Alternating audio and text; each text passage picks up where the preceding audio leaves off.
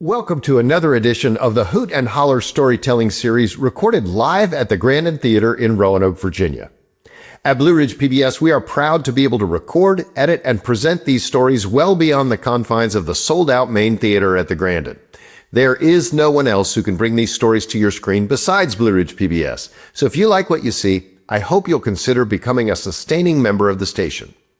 For details, visit blueridgepbs.org and click on the Donate tab. And thanks. Blue Ridge PBS and Echo present Hoot and Holler, a live storytelling event recorded at the Historic Grandin Theatre in Roanoke, Virginia. Good evening, everybody. Okay, so the first poem that I'm going to start with from my book is called Too Quiet in Here, and it's about my mother. The door closed behind me with a click that echoed like a gunshot in a cathedral. For a moment, I just stood there, my hands still on the knob, as if the brass would warm up and tell me what to do next. But it stayed cold, just like everything else. The house breathed differently now, or maybe it had stopped breathing altogether. The air was stale in a way that felt personal, like it had been holding its breath ever since I left with the ambulance, like it had been waiting to see if I'd come back alone. I did. The silence wasn't silence at all. It was full of ghosts. Every tick of the clock was a memory slipping down the walls. Every creak in the floorboards was her calling out my name. Every shadow that held the outline of her frame curled in the old recliner, wrapped in that threadbare blanket that smelled like lavender and dust. The walls were too clean. I hated it. I'd scrubbed the place down before we left, thinking maybe if it looked nice when she came home, she'd believe in that future again. Now the house was a museum of intentions. The teacups still on the counter, the pill bottles lined up like soldiers at attention. Her slippers by the heater pointed just so, like she'd stepped out of them and would return any moment. But she wouldn't. I walked down the hallway and it felt like a tunnel, like I was underwater and the light was getting dimmer with every step. I passed by her room and I couldn't look in. I just couldn't. In the kitchen, the fridge hummed low and steady, a mechanical lullaby. I opened it and stared inside for too long, like the cartons and containers might rearrange themselves into something I could eat. I hadn't eaten properly in days. Food had become just another thing to prepare for someone else, and without her, it didn't seem like it had a reason. I sat down at the table. The chair across from me was empty. That was new and wrong. That chair had been filled with her for what felt like centuries, and I used to joke that she and the chair were fused together, her bones grown into the wood, and now it looked awkward, like a sentence without a verb. A sound, my own breathing, too loud. I tried to hold it in, like maybe if I could just be quiet enough, she'd come back to fill the space. She had always been the center of my days, my compass. I spun around her like a tired moon, dragging oceans behind me, too tethered to ever leave. And now the tide was gone. And I was just a stone on the shore. I picked up her favorite mug. The one with the chipped rim and the faded sunflowers. I pressed it to my lips and tasted dust. The memory of warmth. I held it tight and closed my eyes. In the silence, I remembered the sounds that used to live here. Her humming in the morning, low and sweet. The radio on static because she never tuned it right. The kettle whistling, always just a little too long before I got to it. The way she said my name like it was both a prayer and a command. It was too quiet in here. Too quiet to pretend I didn't miss her. Too quiet to forget that my life had been built around hers, like ivy on a crumbling house, and now the walls were bare. I didn't know how to stand on my own.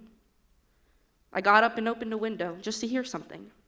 Wind, birds, a car, anything. The breeze moved through the curtains like a whisper, like maybe the house was trying to exhale too. And I stood there, with the air on my face and the silence behind me, and I waited for something to begin, because endings are loud. But beginnings are always too quiet.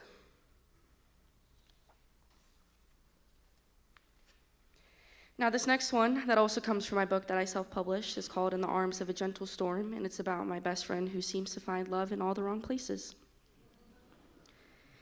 She walks through the world with open hands, fingers spread wide as if waiting for something to hold her hand. But it's always the same, the kind of love that feels like a storm, soft at first, whispering promises in her ear, only to tear the sky open when she least expects it. She tells herself it's enough, that the chaos, the clashing winds are just a part of the rhythm. The way love is meant to move, and in her heart there is something like longing, a quiet ache that tells her this is all she deserves. She has learned to sit in the eye of a storm, her body still as the winds roar around her. It's familiar now, the way the world spins out of control, and she lets it. I watch from a distance, feeling the tremors of her choices, and wonder why the calm isn't enough for her. Why does she seek the tempest, the reckless, the ones who leave bruises in their wake? In the arms of a gentle storm, there could be peace, a place to rest from the battles fought inside. But she has learned to love the thunder. The storm is always gentle when it begins, soft rain that kisses the ground, a breeze that carries sweet promises. But it never stays gentle. It grows wild, dancing with her heart, pulling her into a whirlwind of confusion, until she can no longer tell if she's the one lost or if it's the storm itself.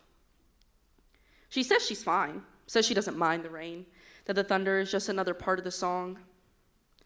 But I see the way her eyes search for something that isn't there, how she chases the chaos as if it's all she knows.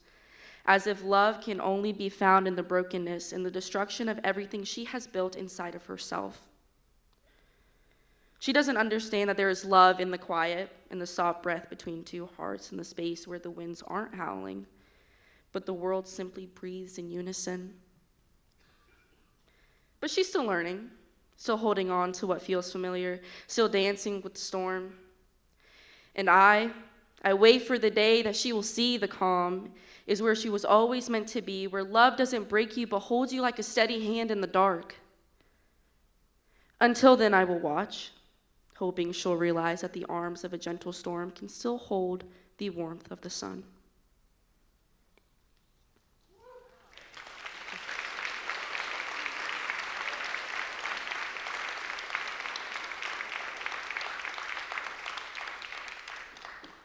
My final piece is about right person, wrong timing, and it's called I Missed the Train.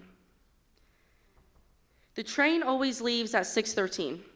It shrieks like a wounded animal before it goes, long and guttural, dragging its pain down the steel-weight veins of the city. I've stood at that platform 100 times now, heart thudding in rhythm with the arrival bell, lungs tight with the weight of maybe this time, maybe today. You were always on that train. A sunbeam in a crowd of shadows, your laughter cutting through the static of morning announcements, your hands tucked into coat pockets like secrets. I didn't need to see your face to know it was you. Your presence settled onto my skin like the soft fall of first snow, startling and warm and fleeting. We belonged like roots in soil, something ancient, something inevitable. And you looked at me once, the way the sea looks at the moon, full of pull and silent promises. And I stepped forward, but the doors closed. A mother dropped her groceries at my feet, a stranger spilled coffee down my coat. Rain turned the city into a soaked mosaic of hesitation.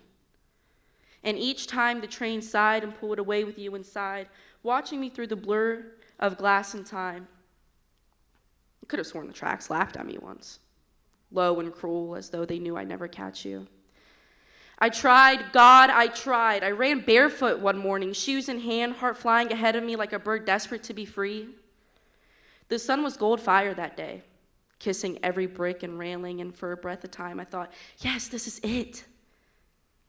But a red light blinked alive like an omen, and traffic howled, and I stumbled, gravel clawing at my knees like punishment. You were gone before I could bleed. Each delay felt orchestrated like the universe was a puppeteer with a cruel sense of humor, dangling hope just out of reach. Even the pigeons seem to conspire, flying information to block my path like winged gatekeepers. Still I come, same bench, same heartbeat, same dream. I bring a mixture of roses, tulips, and orchids sometimes, your favorite. You once said it was because they always find the light. I leave them on the platform, petals reaching skyward, stubborn and bright, like me. The train comes, the train goes, I stay. And the wind whispers through the tunnels like a promise broken too many times. You missed the train. Again. But I know, one day the tracks will stop fighting me. The crowd will part like a tide, and the clock will pause in mercy. And I'll step on board, and there you'll be, arms open, eyes soft, like you've been waiting too. Until then, I wait with the roses, the tulips, and the orchids. And the train still leaves at 6:13. Thank you.